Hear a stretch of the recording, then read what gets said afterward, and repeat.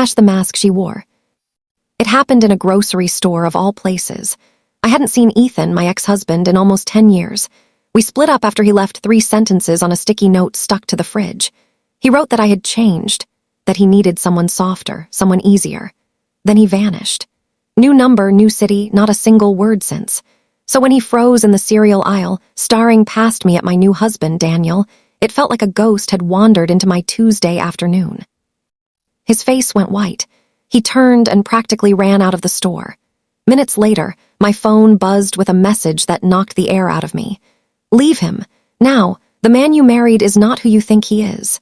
Ethan had ghosted me for a decade, so seeing his name light up my screen again made my pulse spike before I'd even read past the first line. You have no idea who you're really sleeping next to. I glanced over at Daniel in the passenger seat, laughing at something on the radio, completely unbothered. He was warm, attentive, the kind of husband who remembered how I liked my coffee without being told. I tried to write Ethan's message off as bitterness, an old wound reopening at the worst possible moment. But that night, lying next to Daniel while he slept, I stared at the ceiling and let the question eat through me. Who did I actually marry? The next morning, I texted Ethan back, asking what he meant. Silence. So I did what anyone would do, I searched. His name had changed too, which struck me as strange until I remembered mine had back when we divorced. But it wasn't Ethan I was digging into anymore. It was Daniel. I found an old profile locked to the public, but the preview photo showed something in his eyes I hadn't clocked before. Not age. Fear, frozen mid-blink. I pulled records on his previous marriage too. Divorced 3 years earlier, financial disputes buried in the filings, a woman named Priya who'd apparently walked away with nothing and said even less. I couldn't shake Ethan's warning. Then, 2 days later, an email landed with no subject line and no message, just an attachment. My hands were unsteady when I opened it. A police report, 8 years old. The report named a man called Marcus Voss. The photo was younger, a different haircut, but the same faint scar along his jaw that Daniel had told me came from a childhood bike accident. The charges, wire fraud and identity theft. I felt the floor tilt under me. This had to be a mix-up, a coincidence, a different man entirely. I called Ethan. His voice on the other end was flat, careful, like he'd rehearsed this call in his head 100 times before I ever dialed. He told me Daniel Marcus had wrecked his sister's life. Drained her savings, disappeared for months, resurfaced under a new name. The scar was the proof. I argued, I pushed back until Ethan told me to check page 4 of the file. Alias, Marcus Voss. Current legal name, Daniel Hale, my husband. In that instant, every year of our marriage rearranged itself into something unrecognizable. Small memories started resurfacing, uninvited. The offhand joke about reinventing yourself when you need to. The vague comment about a past he preferred not to discuss.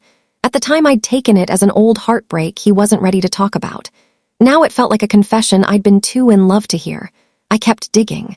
I paid for sealed court records out of Nevada, a civil suit accusing him of emotional manipulation and financial misconduct. The man who filed it, a widower named Roland Pierce, had died in what was ruled an accident less than a year later. Something about that timeline made my stomach turn. When Daniel came home from his run that evening, he kissed my cheek like nothing had changed. I looked at him and saw a stranger wearing a familiar face.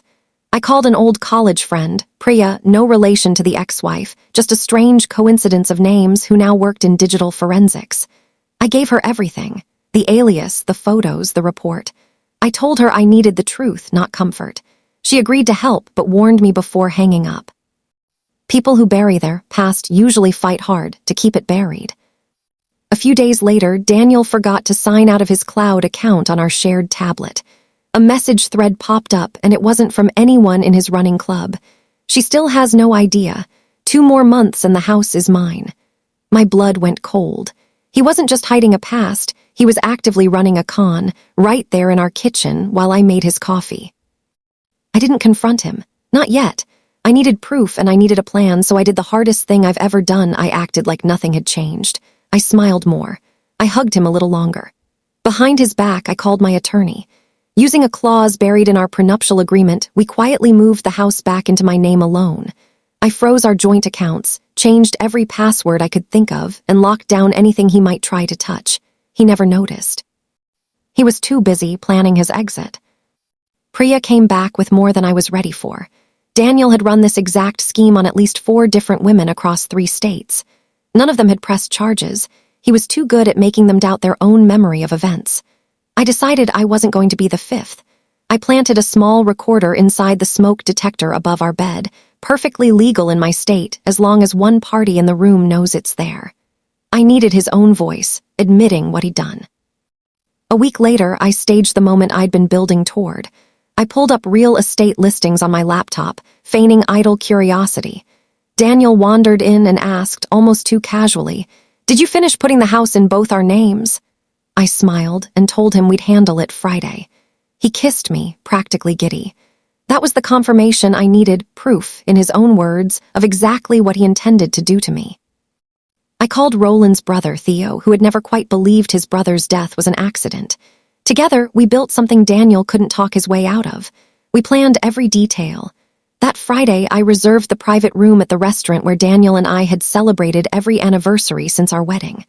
I wore the green dress he loved. He wore his best suit. The lighting was soft. The wine was already poured. Then the guests began arriving. First Priya, then my attorney, then Theo. Finally, a detective in plain clothes. Daniel froze mid-sentence. "What is this?" he asked, his voice tightening. I stood, raised my glass, and let it ring against the table. "This toast is for you, Daniel," I said. "Not to love, to the truth."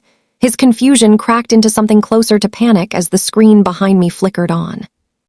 Slide 1. Daniel with another woman, taken from Priya's dig into his most recent alias's social footprint. Slide 2. A screenshot of him threatening self-harm to keep a previous victim from leaving. The room went quiet in that specific way. A room goes quiet when everyone realizes they're witnessing something they'll talk about for years.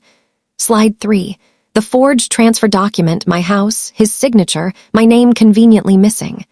Slide 4. The recording. His voice, unmistakable, crystal clear. 2 more months and the house is mine.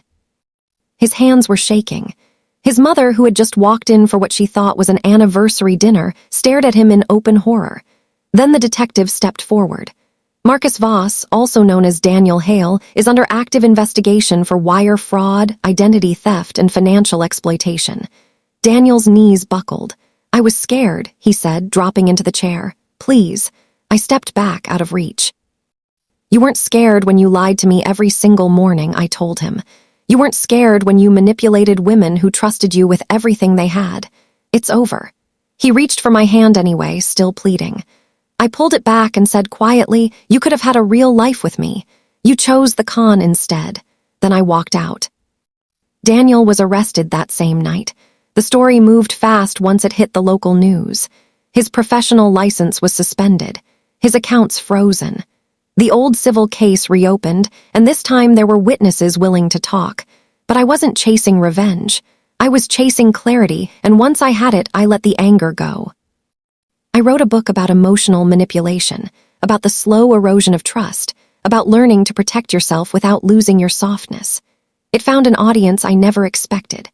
I started speaking at events, and every time I told this story out loud, I went right back to the moment his mask finally slipped in front of everyone he'd fooled. Because exposing him was never really the point. That night gave me back the version of myself I'd lost somewhere along the way. I live with peace now, not with pain. Daniel taught me in the cruelest way possible that not every kind face is telling the truth.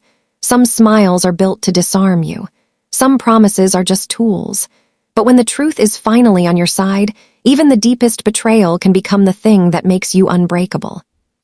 This story isn't only mine. It belongs to anyone who has ever been deceived, used, or quietly broken by someone they trusted completely.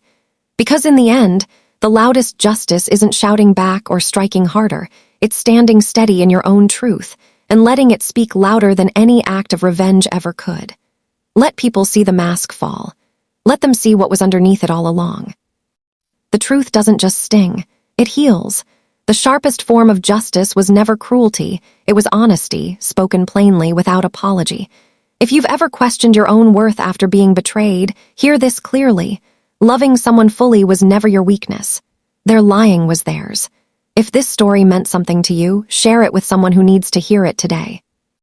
And if you want more real stories of hidden danger, quiet courage, and the moment the truth finally comes out, stay close. Because every mask eventually slips, every secret eventually surfaces, and the truth always finds its way into the light.